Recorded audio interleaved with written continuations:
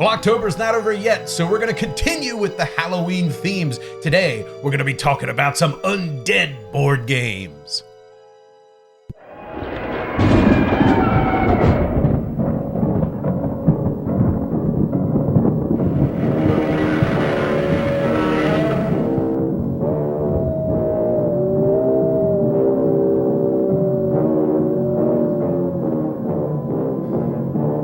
Well, all right, it's Halloween, and Halloween, we had pumpkin ale last time, which is... Poor quality It was very bad.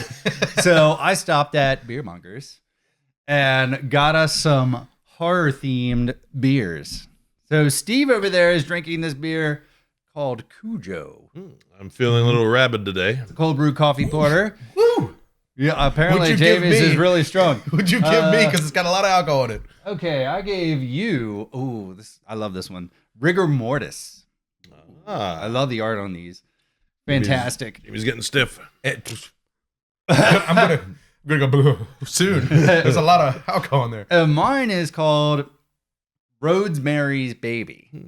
Well, today we're going to be talking about undead board games. Now, this was any sort of undead creature that's in a board game. And it just so happens that we all picked the same undead creature because every board game that comes out has this same undead creature in it. Well, I couldn't figure of one that was just like, Fury of Dracula. Never mind. Yeah.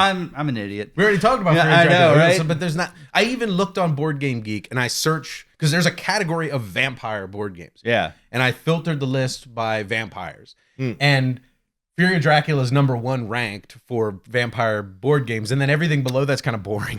Everything was bad. I was thinking Transylvania, but that's not just That's not a good vampires. game. Yeah, it's not a good game. Yeah. We don't want to Anyways. recommend it.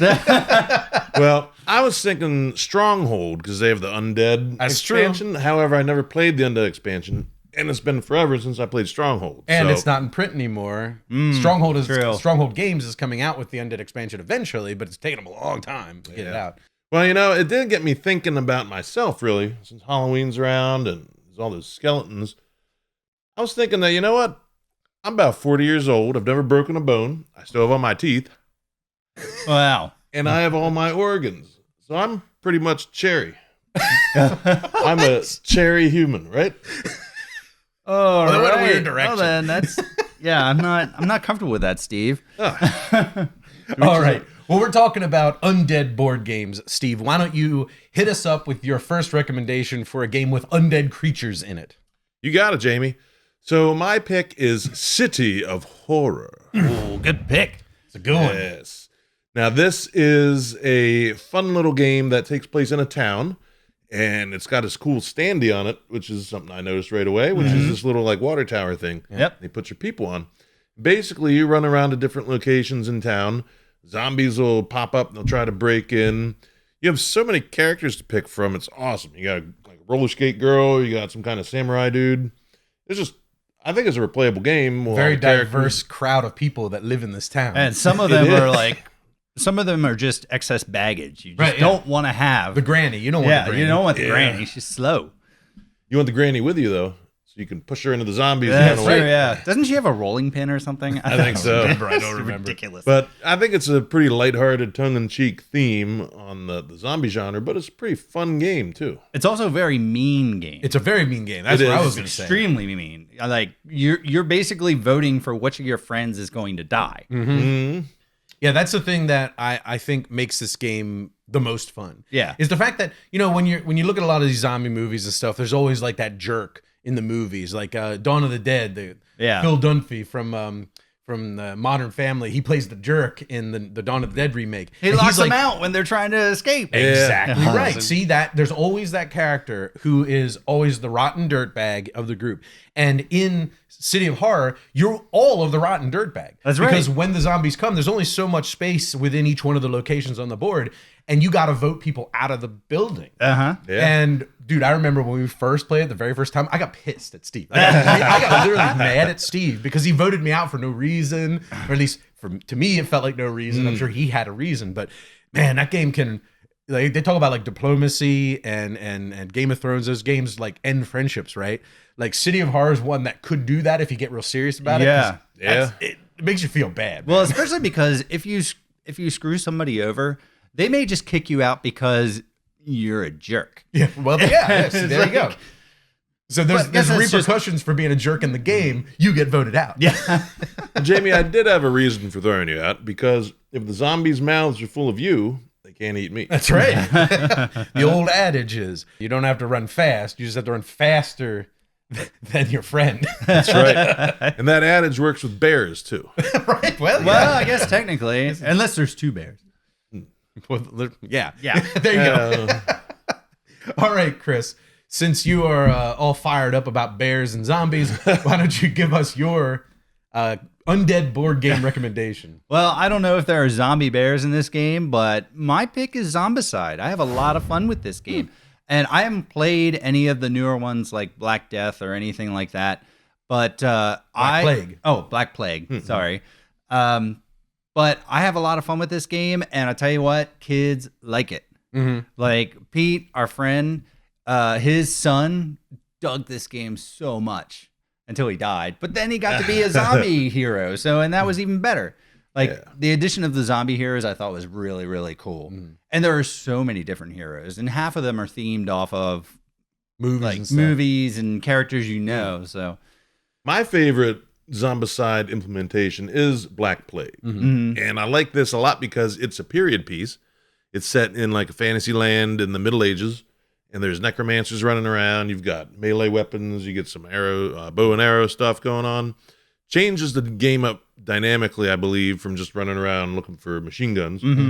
And I don't know, the necromancer coming out and having some sort of mission really makes it more fun. Like you have to stop the necromancer from escaping. And not to mention they made some of the rule changes that really needed to be made about the original version of Zombicide. Yeah. You know, like if you were shooting into a space of zombies, you'd always hit your friends, kind of thing. That was ridiculous. Oh, that was annoying. And You hit your friends that. first. That's just doesn't make any sense. But what you said about Zombicide, I think is really key to it, right? Because we're talking about like horror games. And a lot of these games, we like really want the horror to come out. We talked about Bloody Inn in the last one. Yeah. We talked about, like City of Horror, where you're voting your friends out and it's kind of mean, So kids aren't going to want to play that.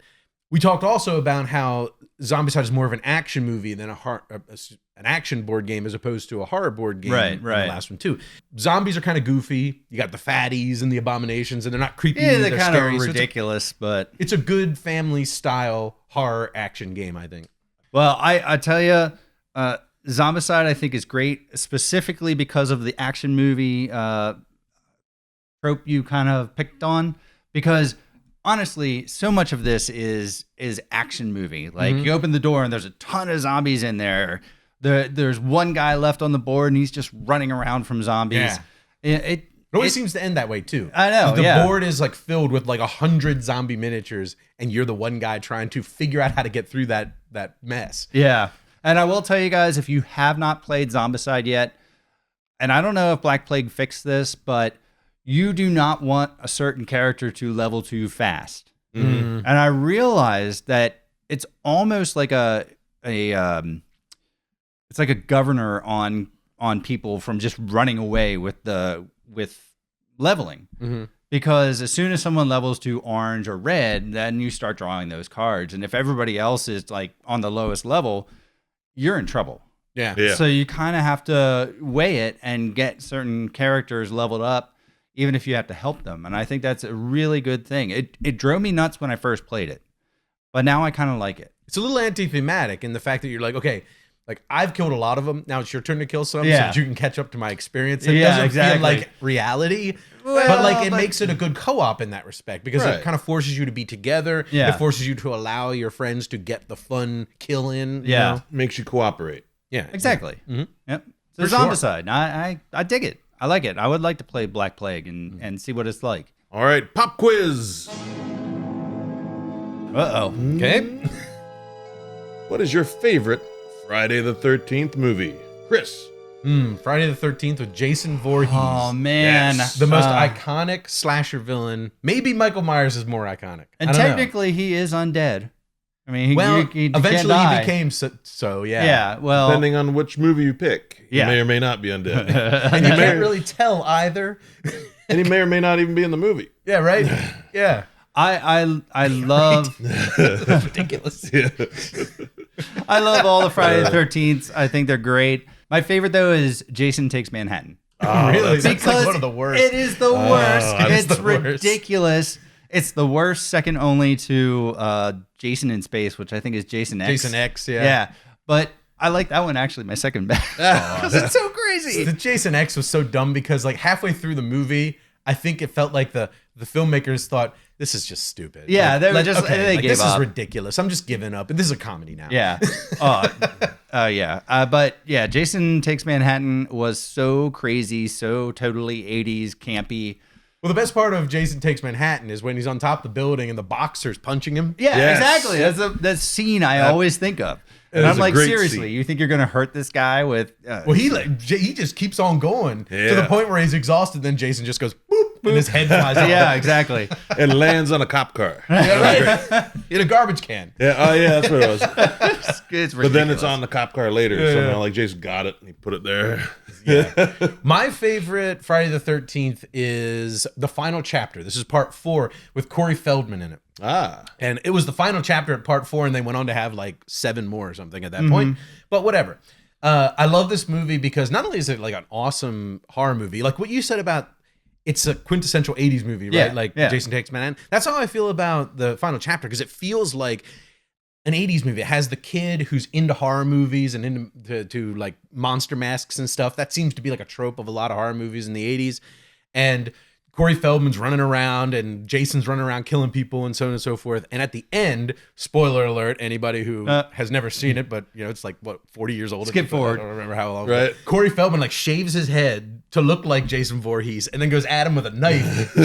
Jason dies from Corey Feldman killing him with a knife. Corey Feldman at like 11 years old or Yeah, something. right. I think this was even before Goonies. Yeah, it's like a cool. He turns into a psycho at the end. I like, remember going that after when he Jason. shaved his head. I was what the hell is going on with He him? did a bad job because he kept missing patches. yeah. Well, He's in a hurry.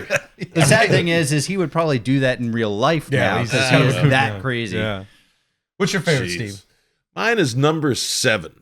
And this is Carrie versus Jason. Because this movie has the psychic. the psychokinetic girl, and she tears Jason up. Mm-hmm. Tore up from the floor up. But this is a great one. I mean, like the movie's goofy, and it's not the greatest. A lot of them are. It's not the greatest movie, but I love the end when they fight, and that propelled it to my number 1 spot. Yeah. I think after Friday the 13th Part 3, that was when they started just going. 4 wasn't weird. 4 was normal Jason movie. Yeah. When it was like the new beginning. Yeah. When Jason wasn't even in it. Right? That's when they got stupid. Yeah. Yeah. My final pick, the final pick for today is mine, and it is yet again a zombie game. It is going to be Dark Age Z. Dark Age Z is a game that I don't even know if you can get. I backed it on Kickstarter, and basically what the theme of the game is you're a medieval kingdom, and a portal opens up, magic portal, and all of a sudden, present day zombies start coming through the portal and invading the fantasy kingdom. And so all these knights on horses with soldiers with swords and stuff Yeah. are fighting back zombies that are police officers with pistols. They don't use the guns, but they have pistols. And like a lion comes through with like a lion tamer guy, and like it's like all these present day zombies start coming through. And the reason this is interesting is because, like I said, the cop has a gun on him. So when you kill him, like the knights are like, "What's this thing?" And they pick up this gun, and then it becomes like a magic wand.